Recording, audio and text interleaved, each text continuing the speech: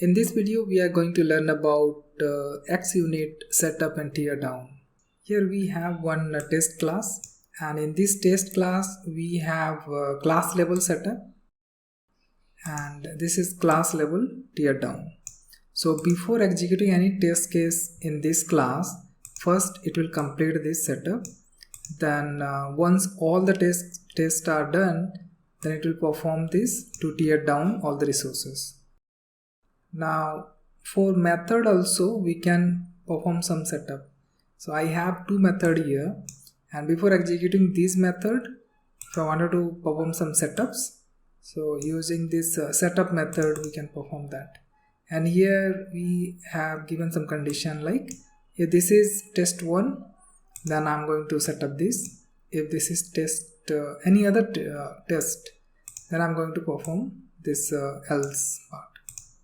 Similarly, for teardown method, we are going to perform this teardown for test 1, and for other methods, this teardown will be applicable.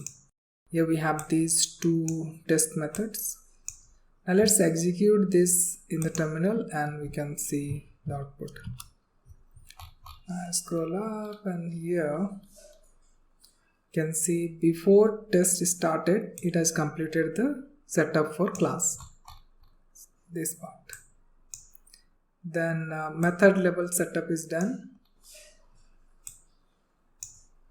and after that it started the test.